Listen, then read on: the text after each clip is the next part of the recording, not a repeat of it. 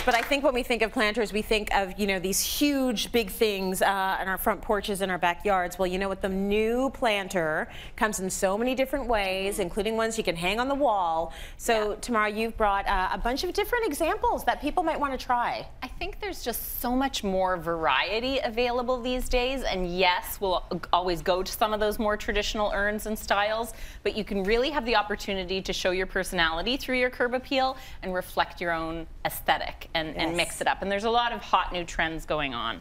So I brought these in from HomeSense. One of the things we're really seeing this season is stands. Planters in stands. So what's cool about these ones, they're all faux concrete, so really light.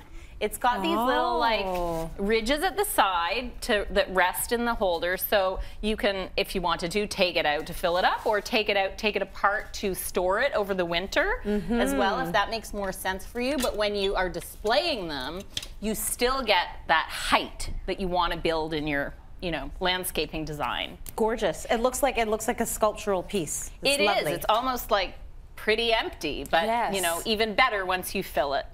So these are a little bit more contemporary with the metal bases, and then we get into a real mid-century version. So some of the bases are wood. You can, but it's all about that idea of a planter in a stand, which is not new too. We've seen that, you know, in the 70s, but it's kind of coming back. And it's coming back, I would say, better than ever. I mean, that is just gorgeous. Like and little ones too, so cute. And they either verge on like very contemporary or handmade. It seems like it's one or the other. Looks very artisanal. And speaking of the 70s, right? Look at that. We've seen the macrame trend. We have. So, and we've seen hanging planters, and yet somehow these feel really chic. They do. Really current. You know, different things, even like the concrete finish makes it feel a little bit more modern. They're so cute. And they can go inside your home as well, or outdoors on like a covered balcony, something like that. Great way to add plants at different heights. This would be really nice, like in multiples hung at different heights, like right outside. I think that'd be gorgeous. Let's talk about this one. So I mean, I love the shape, the diamond shape of this. That's really nice. And people are loving their succulents. This is a great way to show your succulents. People are loving, absolutely. They're great for succulents or something else that kind of drips down, some kind of ivy or something that trails a little bit.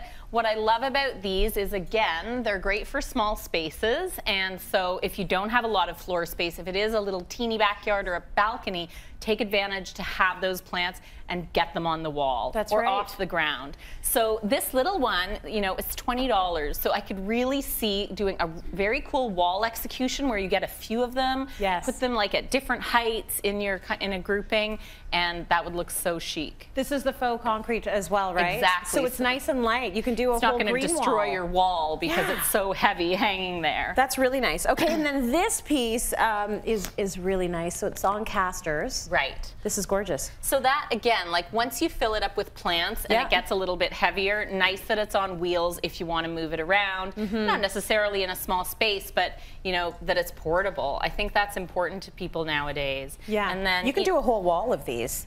You could definitely create the feeling of a bit of a space divider, depending how you want to try and create zones. That's nice. And love that piece. And then, you know, we're seeing just like the metallics. I think it's becoming about fashion, right? So all of these trends that happen in fashion and home decor will hit the garden market as well.